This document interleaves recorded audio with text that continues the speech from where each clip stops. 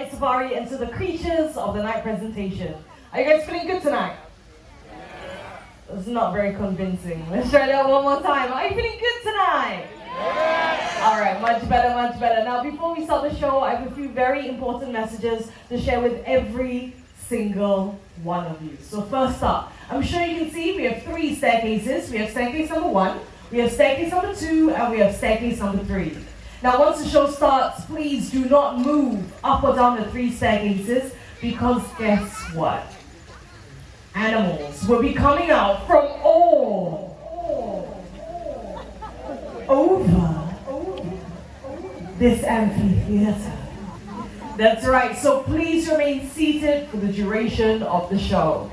Now next up, the animals that do come out, they may look very cute, very adorable, and very tempting to touch. But please do not reach out and touch them. Our animals, they are trained, yes, but they only recognize their trainers. So if you still insist on reaching out to touch them, they will not hesitate to let you know how they feel. And it will not feel very good, so please keep your hands to yourself.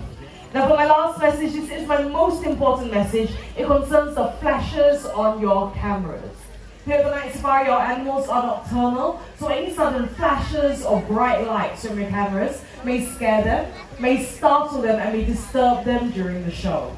This is a very important message, and we seek everyone's cooperation, so please make sure that all your flashes are switched off. Can we do that? Yeah. Thank you so much, guys. Now, since this is a very important message, I want to try and get it across to as many people as possible. And the way that I'm going to do that is by translating this message into a few different languages. Now, I am not very good, so please bear with me, all right? Let's see. We're going to start off with our Mandarin-speaking guests. So, any Mandarin-speaking guests here tonight? Wan Cheng Hao. Wan Cheng Hao, quite a few. All right, Wan Cheng Hao, Wan Cheng Hao. Creative as those that I've just heard, but it does work. If you see anyone using the flash on their camera, just give them a gentle tap. Now remember, a tap, not a slap, okay? And just remind them, sir or ma'am, could you please switch off the flash on your camera? Can we do that for the welfare of the animals? Can we do that for the welfare of the animals? Thank you so much. Now with all of that being said and all of that out of the way, I have one final question. Are you ready for the show? Yeah. We are not going to start like that. Let's try this one more time. Are you ready for the show? All right, and in that case, ladies and gentlemen, boys and girls, the creatures of the night will be on the prowl.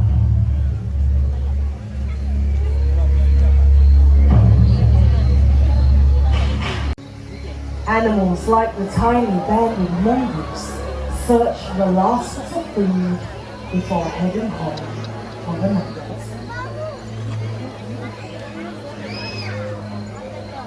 Digging with sharp claws, he searches for his favorites: insects, worms, snails, and eggs. When satisfied, he'll return to his big mongoose family and curl up in a safe burrow for the night.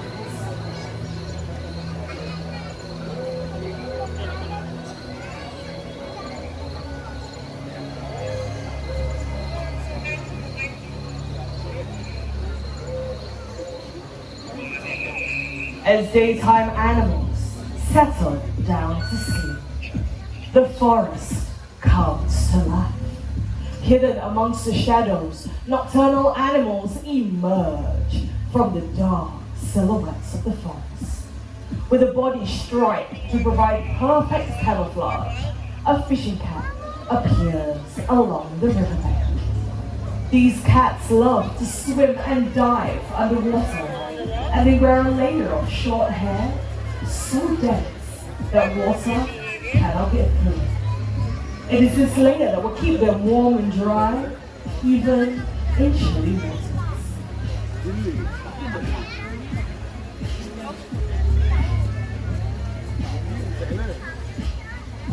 Fishing cats are rapidly disappearing due to habitat loss and poaching. They deserve our protection before this quiet hunter disappears forever. Ladies and gentlemen, welcome to the world of the night hunters. Now, I've often been asked, how do nocturnal animals survive? Well, all night creatures have unique adaptations for survival in the forest. For example, the binturong. Now, coming out in short while we have a very beautiful animal by the name of the aslan. Now, binturongs, they are almost jet black in color, almost invisible at night. With their excellent eyesight and quiet ways of moving through the dense forests of Asia, they're able to pounce on small animals easily. And here he comes. This is Mr. Aslan, our beautiful binturong. Come here, boy. You are so cute. All right, over he comes. There you go. Now, birds' eggs are their favorite food, and they also feed on fish, fruits, and small mammals. So fast. Good job. But another unique adaptation these civets possess are their long, powerful, prehensile tails, which enable them to climb on trees and hang from branches effortlessly. Now, it is the female of the binturong family, which is the more dominant sex, often weighing 20% heavier and growing 20% larger than the males.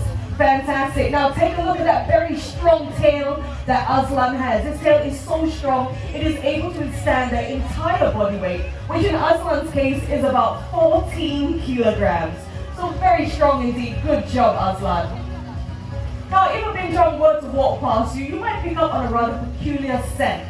They smell very much like buttered popcorn or pandan leaf. Thank you, Aslan, my love. All right, up he goes. Let's bring him back. Everyone, last chance to take some pictures. Let's give it up for Aslan, the binturong. Thank you very much, Aslan. Off he goes back home. Fantastic job. Now, these binturongs are part of the civet family, and while civets rely on their keen sense of smell for survival, other nocturnal animals rely on their acute hearing power. For example, the owls. Now, coming down on my right-hand side, we have Alicia, along with the rainbow, the great horned owl. They can be found in America as well as some parts of Canada. Now, if you focus over on my left-hand side, the very noisy Bulan is there with his trainer, Darren. Bulan is a Malay fish owl, also known as a buffy fish owl. They can be found in Southeast Asia, such as Indonesia, Malaysia, and even here in Singapore.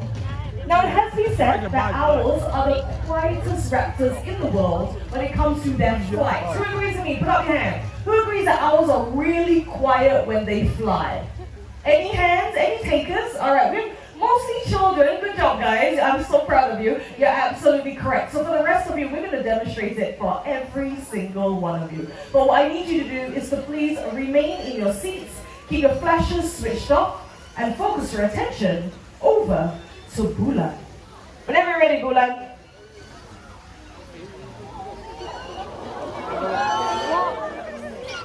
There you go. Now, apart from the screeching, you would not have heard anything else. They're very soft feathers, and this gives them a name, the silent hunters of the night. Now, the reason why they need to be so quiet when they fly is because in the wild, can anyone tell, please do not reach out to touch our owls. Thank you very much. Now, the reason why they need to be so quiet when they fly is because in the wild, can anyone tell me what do owls eat? What do they go and hunt for? Any guesses? Rats, mice, exactly. So rodents, they all come in the rodent family. Rodents make up the majority of what owls eat, and rodents have a very acute sense of hearing, meaning that they can hear things really well. So in order for these owls to fly down and catch them, they need to be really quiet when doing so. And on that note, let's give a big round of applause for our two beautiful owls. On my right-hand side, we have Bulan, the Malay fish owl, along with Darren. And on my left-hand side, we have Rainbow, the great horned owl, along with Alicia. Thank you very much, guys. Now, ladies and gentlemen, for the next segment, a gentle reminder, please remain seated, and above all, no flash photography. A famous hunter from the African continent. These animals possess a keen sense of smell. It would detect carcasses from many miles away. The largest of the hyena species, this is the spotted hyena. They have powerful jaws able to crush bones, including those of elephants. And with their excellent digestive systems, They're able to digest their entire prey. This includes the skin, teeth, organs, bones, and even the hooves. They're able to run for long distances in search of their prey, and this is due to the size of their large arms. While hunting, they take down prey often twice their size. This includes animals such as the buffalo.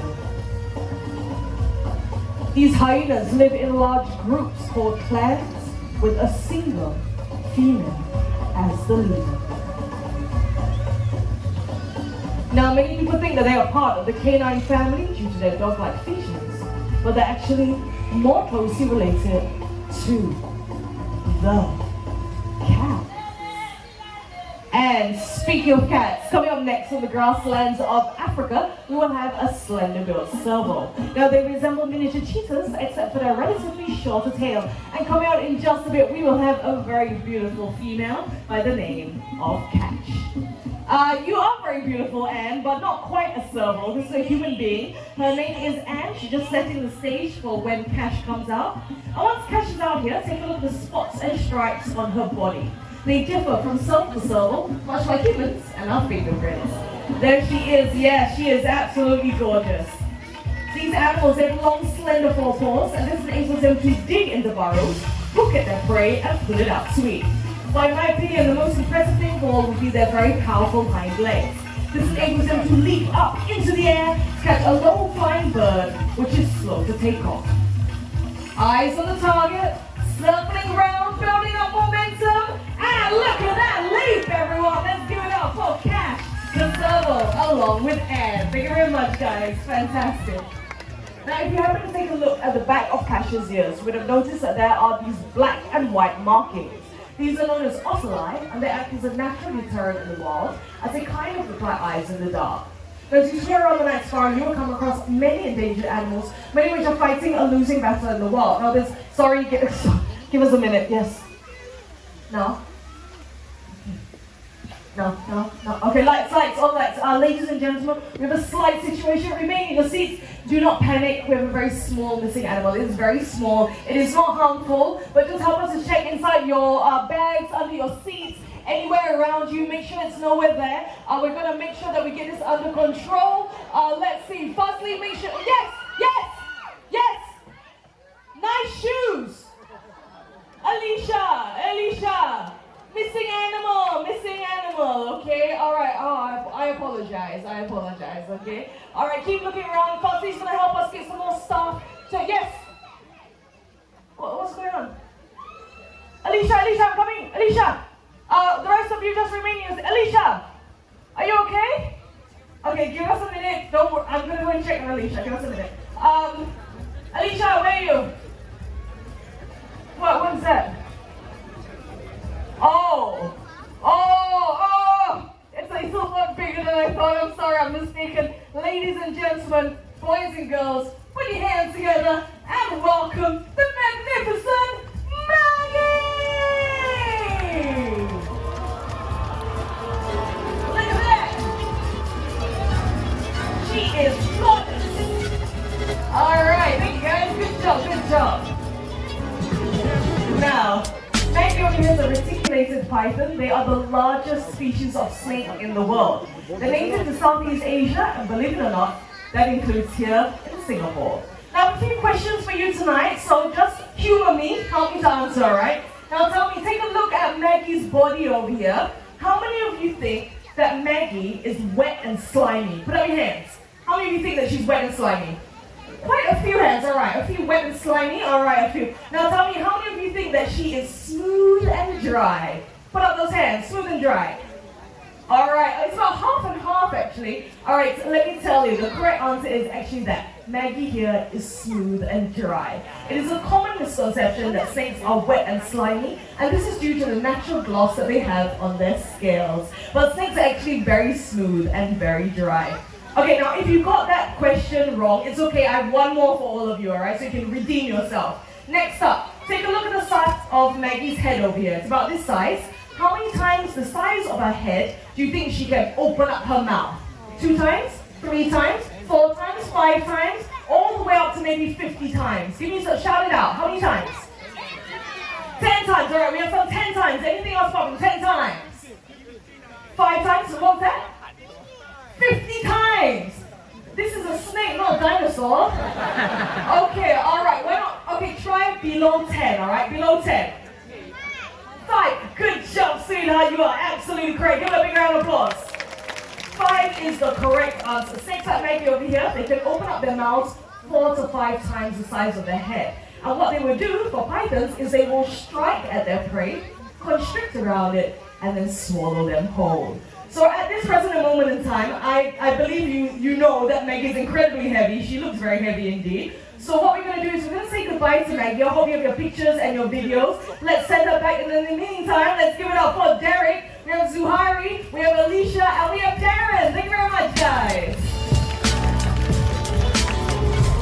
Fantastic. Good job. Good job at finding Maggie. Now, with the courtesy appearance of Maggie, this would be an excellent time for me to share a conservation message with everyone here.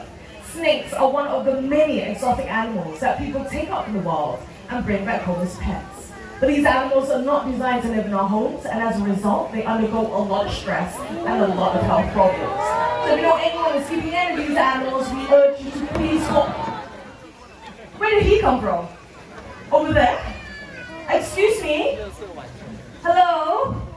Oh, hi! Well, this is my very good friend. His name is Toffee, and Toffee is a white raccoon. Now, unfortunately, raccoons are regarded as pests in many countries, but this is not entirely their fault. Our towns and cities have come too close to their natural habitat, and as a result of the ever-diminishing forests, they have no choice but to come into our world to feed and to survive. Now, with Toffee's appearance on stage here tonight, it does make me wonder what it is that we humans throw away that may get their attention. So let's check out what we have inside this bin. We have some common everyday items that we see littered across the night safari every single night, such as we have tin cans, a paper carton, and 2 plastic bottles. Now, all of these things come from nature one way or another, and they all have one thing in common. They can be recycled, that's right. So coming out right now, we have our recycling bin. Thanks, Dad. Alright, very noisy recycling bin. And in a short while, we will be joined by 2 sisters by the names of Bubbles and Bailey. Now, Bubbles and Bailey, the Asian small-clawed otters, the smallest species of otters in the world. Here they come, Mama Liana. Alright, tell you what, I'm going to be a Bubbles team tonight. Bubbles, let's do this. Come on, Bubbles, let's do this. Alright, drop it in. Into the bin, sweetheart. It's okay, we can still win this. Okay, into the bin. Into the bin. Very good. Alright, come on, Bubbles. Give them some encouragement. They're doing a great job spreading a very important message. Alright, Bubbles. One more time. Just like the last time. Drop it in. Come on, Bubbles. Come on. Okay, into the bin. Bailey, get started on the paper carton. Alright, let's do it. Bubbles. Oh, but very good. Alright, so we have our tin cans, we have our plastic bottles, paper carton. Yeah, paper carton. Guys? I think that's their way of telling me that we humans also have to play our part. So this time around, why don't you guys help me out? Paper carton, tell me, where does it go? Does it go in with the tin cans? Plastic? Others? Yes, that is right. That was Bubbles and Bailey coming out here to share a very important message. What we can do to help save the environment. And the message is very simple. It's to reduce, reuse, and recycle. That's right. Now, as our journey through the night comes to an end, we shouldn't forget the lessons learned. From the owls in the sky, to the binturong on the branch, to the snake on the forest path. They want to remind us to protect their cousins in the wild and the fragile environments they call home. What we do makes a difference, and it is up to us what kind of difference we want to make. Because the greatest threat to our planet is the belief that someone else will save it for us. On that note, we hope you had a great night here tonight. My name is Kenzie. Thank you, and good night.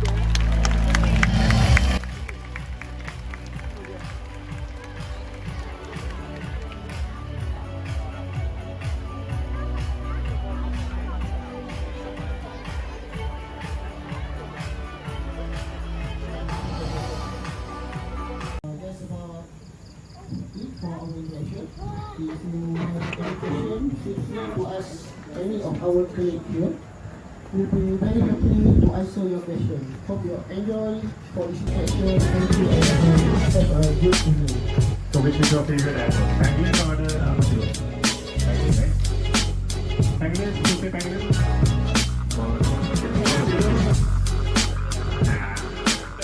Because of the tricks here, there's a lot of things, two things here. Another thing that was raised, or kind of not raised, is this animal is also a local animal. It can be found in Singapore. Yeah? There are very few very cool animals in Singapore, and this is one of them. Yeah? In fact, most of the pangolins that we have are rescued. This guy in particular, his mom was rescued and he was born here. So we do this breeding as well as cycle rescuing. Any questions? No?